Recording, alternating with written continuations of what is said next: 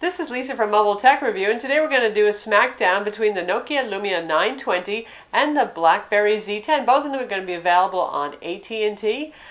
This guy here, $99, a little bit cheaper. This guy, $199. We're going to look at them now.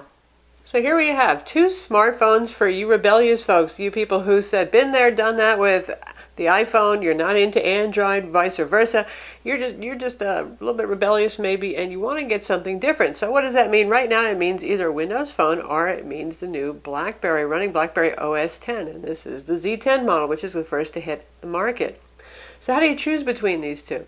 Well, in the US, obviously, the Nokia Lumia 920 is being heavily subsidized. So it's only $99 with contract versus $199 for the BlackBerry Z10. Now, if you're buying them retail off contract, there's a $100 difference in price as well. One thing to consider also is that the Lumia 920 can stand in also for the excellent HTC 8X, which is a bit more expensive, a little bit smaller than this. So you get the idea. We're helping you also decide on the platform here and not just the particular device. But as we do examine the devices themselves, you can see that the BlackBerry is a little bit smaller because there's a 4.2-inch display versus the 4.5-inch display on the Nokia Lumia. Now, Nokia did not try to make this a small phone relative to the screen size. It's a pretty hefty guy. It's kind of heavy, and it doesn't really cut a very small footprint. The HTC 8X, for example, is a lot more pocketable, a lot smaller, if that's something that is important to you. We have Nokia's beautiful clear black display here, and its claim to fame is it has a 60 Hz refresh, and it works with gloves and fingernails. Also handy if it's not winter for folks like me. I play acoustic guitar. I have calluses on my fingers, and this phone doesn't work so well. This one does. So likewise, if you work outdoors a lot and you have calloused fingers, something to keep in mind. It's not just about the gloves. The Nokia display is a bit brighter as well. Honestly, both of them are quite viewable outdoors, so I'm not complaining. And they both have very high pixel density. You're looking at 1280 by 768 resolution. So obviously the Nokia Lumia is a little bit bigger. The pixel density isn't going to be quite as high, but really both good-looking phones with vibrant colors. If we look at the overall package in terms of thickness, about 1 millimeter thicker for the Nokia. And 1 millimeter isn't that much. I wouldn't get too bent out of shape about it.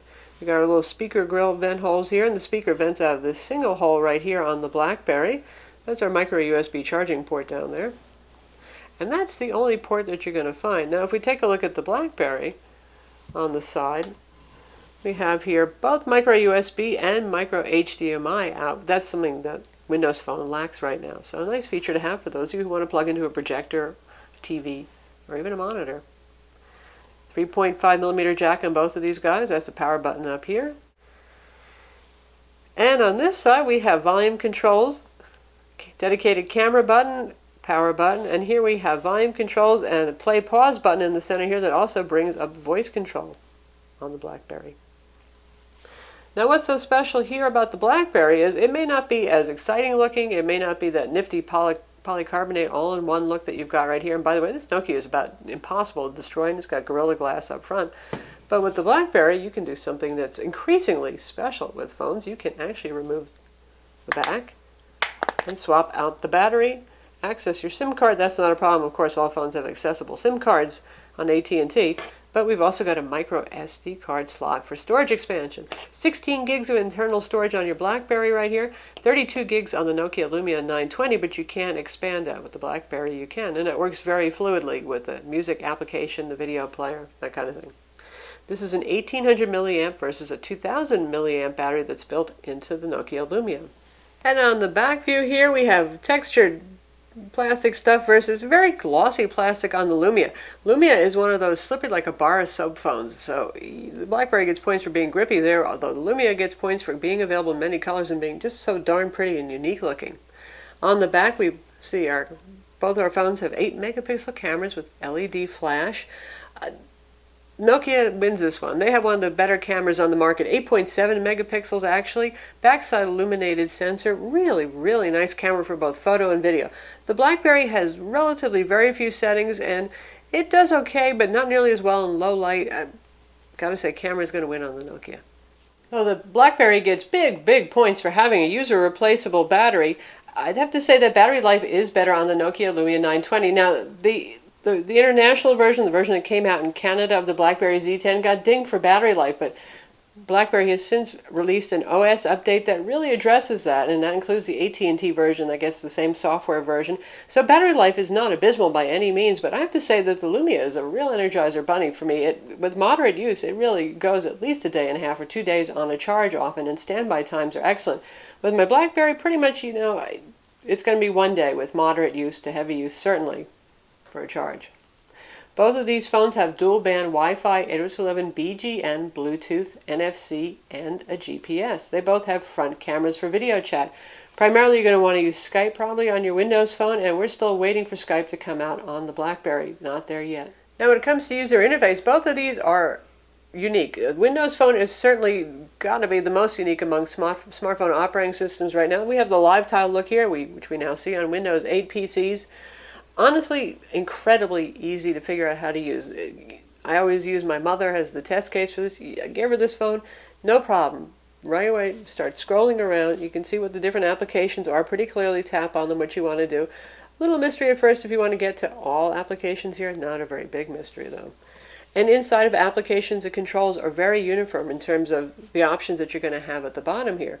Now, BlackBerry looks pretty familiar at first, too, because, well, we're all used to the grid of icons. We have that on the iPhone. We have that on Android. We've had that in previous versions of BlackBerry operating system that weren't in touchscreen, so that's pretty clear. But everything beyond that is a little bit of a mystery at first to beginners. Now, you smart folks won't have any problem with this. You'll pick up on those gestures, or if you've had a Playbook, you'll get it. BlackBerry OS X has the usual scrolling palette of icons over here, but if you keep going, you see right here, this is our Hub notification system, BlackBerry Hub. This is where your email, your text messages, your notification that there are application updates available, they're all going to show up here. In fact, there is no dedicated email application icon that you're going to find, which is a little disconcerting at first. Usually you'll see a menu option over here in an application, and we've got that right here. But all of these guys can vary. Sometimes you see that, sometimes you don't. Sometimes you have to scroll down, or swipe down rather, to bring something up. So that can be a little confusing, and you swipe sideways. As a notification system, you do see things on screen. It'll tell you missed a call, you have a new email, that kind of thing. And then you swipe over to take a look. So it's sort of the sideways version of notifications on the iPhone in a way, where you just sweep down to take a look at things, and you can actually manage some stuff directly from in here, get things going. Windows Phone, on the other hand, it's what's called Toast Notification System. There's like nothing going on here. Microsoft originally envisioned all of these live tiles would keep you updated on what's going on. For example, if you have new mail, you'll see a counter there telling you. If you miss a call, you'll see missed call, voicemail, that kind of thing. Briefly, you'll see on screen a notification when something happens, and then it's gone.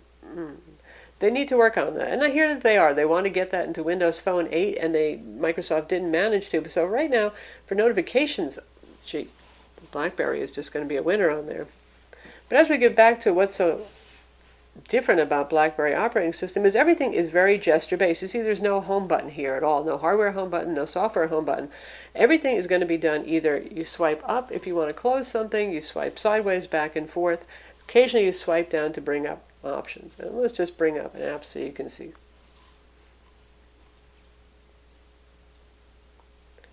Now you can see right there I do have a little tap so I can get to more settings right there.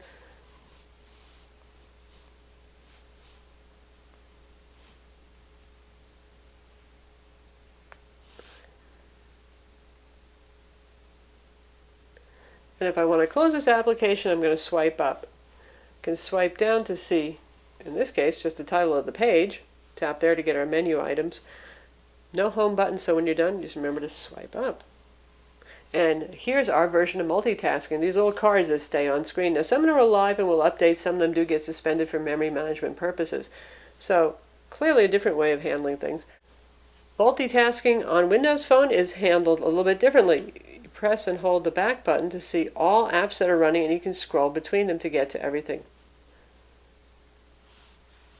No cards, no swipes, no nothing like that. So in terms of UI, it really depends on what you want. If you want super duper impossibly easy, I would say Windows Phone wins. But however, once you learn the BlackBerry 10 operating system, it's not bad and it's pretty powerful, and they did design it to be used with one hand. All those little swipe things, the idea is that you can just do that with your thumb. It really depends on what tickles your fancy more, what you're looking for in your smartphone. When it comes to the App Store, shockingly, Windows Phone was always the one lagging behind iOS and Android, but it's becoming more mature now. Microsoft has really had a push to get a whole lot of applications there, and Microsoft Store just has a lot of good stuff now. And I'm talking about higher quality applications. Let's take a look at some of the top free things here. We've obviously got SkyDrive, we've got MS Office built in here. Of course, that's the mobile version. It's not going to do everything that your computer does. We've got a couple of Google Maps substitutes going on here. Obviously, the built-in mapping application on this is Bing Maps. We'll talk about Maps a little bit more, but this is pretty mature. The funny thing is that given the Xbox Live integration and Microsoft's expertise with gaming, I've never found the games to be that exciting on this. They're not the same ones that become real popular hits on Android and iOS. Talking about things like Dead Trigger or Real Racing 3. BlackBerry instead, well, it's brand new, and the application push is supposedly not going to be starting until the US release, which is about a week off still. But I have to say that, though in numbers, BlackBerry is saying that they have about 70,000 apps at this point. Now, a lot of these were Playbook apps before. The quality is pretty sad. We're talking about a whole bunch of stock apps that really are not very impressive, for example, and a lot of them actually cost money, which people who use Android and iOS are just going to find a little bit shocking. You used to be able to find staple apps, basic ones that don't cost anything. May have to do with the lack of a good ad subsidy inside of applications where the developer can make some money that way. But in terms of top tier applications, a lot, you won't find Netflix here. You're not going to find Instagram. A lot of the popular apps aren't here yet. Will they show up? I don't know. The problem is this guy is just so brand new. So we're not going to condemn it yet. We're going to say right now, though, if you want a whole bunch of apps, believe it or not, Windows Phone is the better bet. Obviously, iOS and Android are going to be the top picks still. In terms of content, you can rent and buy movies, you can buy music, you can stream music on both platforms. Microsoft has their service. It goes back to the Zune days. It's actually pretty darn good. And this one's powered by Rovi. It also works just fine, too. So in terms of purchasable content, you're good to go there. Now, when it comes to maps, this is a slaughter right here, folks. With Windows Phone, you get Bing Maps, and you have your option of using also Nokia Drive Beta, which has spoken turn-by-turn directions, POIs, between Bing Maps, which has great POIs, and Nokia for your driving directions. Both of them are very good products. Of course, there's also AT&T Navigator if you're actually on AT&T, and BlackBerry Maps. We're still waiting to hear what's going on, by the way, with AT&T Navigator, if it's going to be available for the BlackBerry Z10. But meanwhile, you've got BlackBerry Maps, which has just about Zippo POIs. 2D maps only. When you're driving, it does give you rudimentary 3D and really just a lot less features. For music and video playback, Microsoft did a really nice job here. I have to say, this is actually my favorite mobile experience, and they put music and videos together along with podcasts as well. It's just very visually pleasing, and you can take a look at what you've been playing lately, what's new, swing over to apps. If we take a look at music, it's presented pretty much in the same UI way that we see throughout the entire OS. We pick something. Nice looking view right there. And here on the BlackBerry, we're in the music application. Music and videos are separate, and that's okay, that's allowed. And we don't have any album art for these, it's not picking it up, so tap on it, pick a track.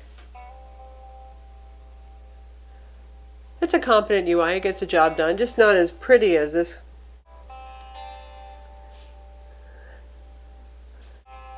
First for our BlackBerry. It's a nice clean sound from the BlackBerry.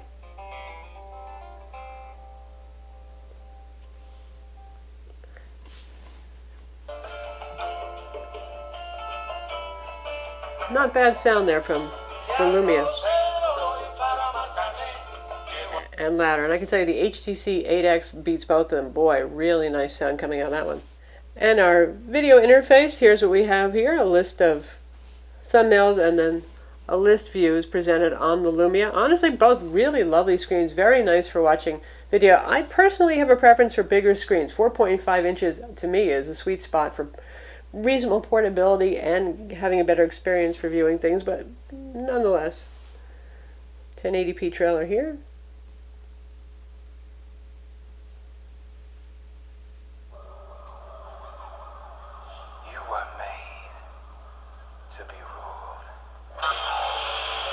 Looks great. Sounds great. Plays fine. And now we'll do the test with the BlackBerry. We've got another trailer.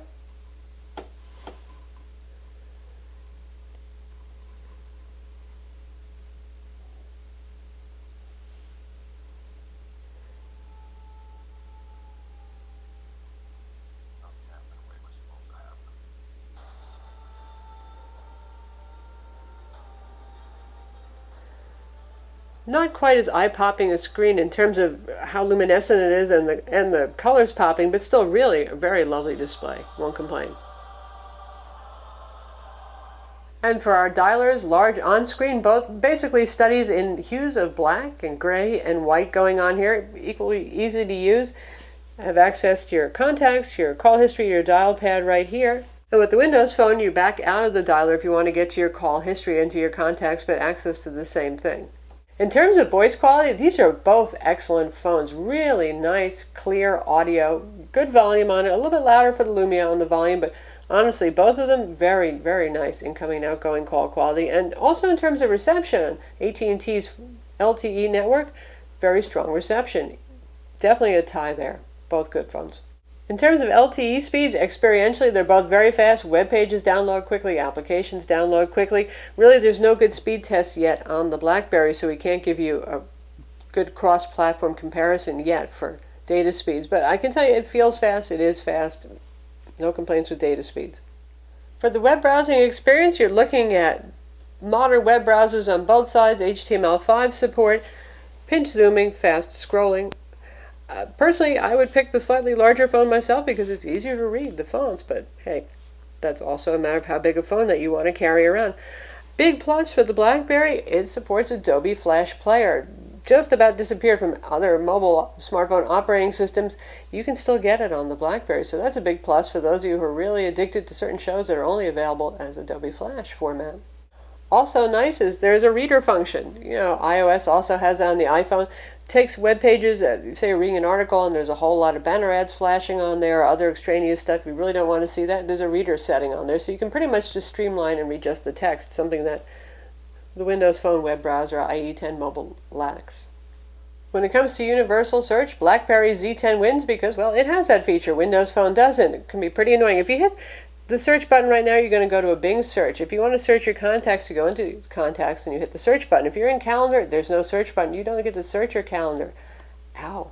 Though we've given the BlackBerry a little bit of a hard time in terms of application selection from their stores, I just want to say that they start you out with some good stuff right here. You get Docs to Go, that's for your MS Office. You can view, create, and edit Word and Excel files, and you can edit and view PowerPoint files. And we have really good social network integration here. We have Facebook, we have LinkedIn, we have Twitter, and we also have both Dropbox and Box for your cloud storage. And the integration with Dropbox is really very good with the operating system, and there's Evernote integration as well with the Remember app. Like that a lot. With Windows Phone, you get the basics. You get your calendar, your contacts, your PIM stuff, of course, as I said, MS Office Mobile on here. Still, there's no Dropbox client, and a little bit surprising. There are some third-party ones that get the job done, but not with that level of integration you're going to get with an official client. And on Windows Phone, we finally have a genuine Twitter client, and we have the Facebook application that's provided by Microsoft. What Microsoft does, though, is they integrate that into your People Hub pretty well themselves. So that's why I think Twitter and Facebook were not running to actually jump out with clients when Windows Phone 8 first shipped, and they do a pretty good job. Not as powerful as a full-feature client in all ways, but still, it gets the job done for most of us, and it is a handy place to have everything integrated. And again, you see some of that same integration on Windows 8 PCs. With Windows Phone, you actually do get discrete email application versus being tied to the BlackBerry hub like we have here. Everything runs through there for email. Here we have a separate icon set up for each of our email accounts. The little default one's always going to be the Hotmail or Windows Live account, and you can set up your Gmail just as you can on the BlackBerry and so on. With Gmail right now, Windows Phone still gets Exchange Active Sync for instant push notifications. They cut a little deal with Google. Google wanted to cut everybody off on February 1st of this year, but they get to go until the summer before they have to transition over on Windows Phone 8. With the BlackBerry, you're going to be using IMAP, Idle, CalDave, and CardDave to get all your Google stuff on board. So that's our Smackdown comparison between the Nokia Lumia 920 and the BlackBerry Z10. Be available any day now on AT&T. And for two, relatively speaking, upstart smartphone operating systems, they're actually both very evolved. I would say BlackBerry did a great job of getting a very complete product out, but, well, the app ecosystem is obviously going to be more robust for the Windows Phone. I'm Lisa from Mobile Tech Review. Be sure to watch our video review of each of these products and read our full written reviews. And while you're at it, subscribe to our YouTube channel.